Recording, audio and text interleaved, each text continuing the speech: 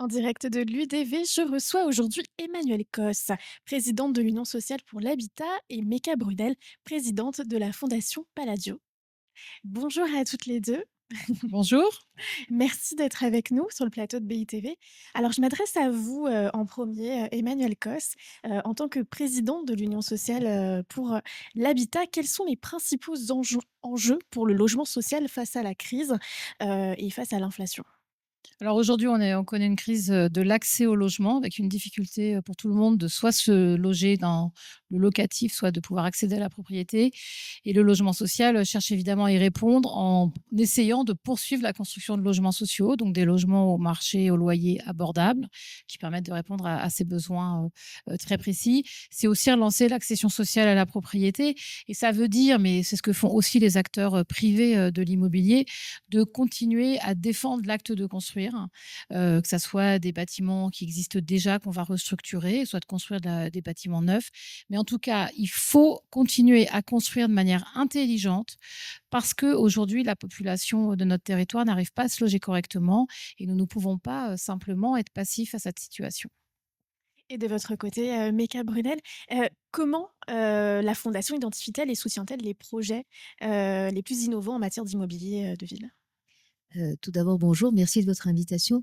Nous le faisons en particulier, vous avez dû le voir aujourd'hui pour ce 5e sommet de l'UVD, à travers des actions collectives qui, cette année, sous l'impulsion d'Emmanuel Cos, vice-président de la Fondation Palladio également, se sont vus, ont constaté une évolution dans leur mode de préparation. D'abord, demander des appels à candidatures. On a reçu 36 dossiers. Il y a eu une présélection de 16. Évidemment, choisir, c'est renoncer, mais ça ne remet absolument pas en cause la qualité des dossiers.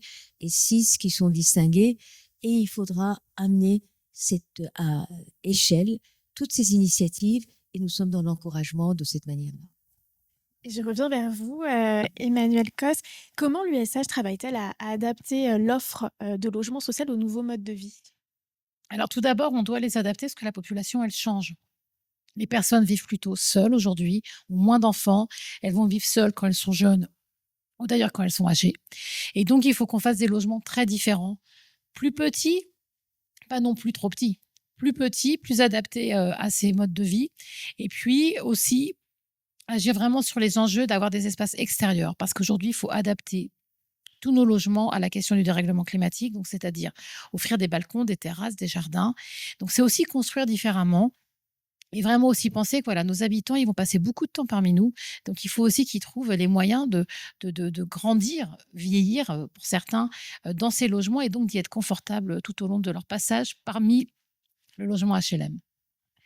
Et comment la Fondation Palladio perçoit-elle l'évolution, des partenariats publics-privés, dans le développement urbain et quelles sont, les clés de leur succès? Je ne sais pas s'il y a des clés de succès. Je sais simplement que si on le fait pas, on est sûr d'être en échec. Donc, ça vaut le coup d'essayer de le faire.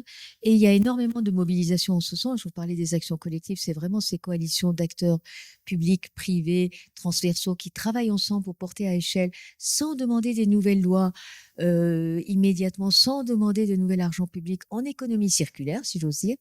Et on voit bien que ça marche, et notamment aux côtés des maires, aux côtés des villes.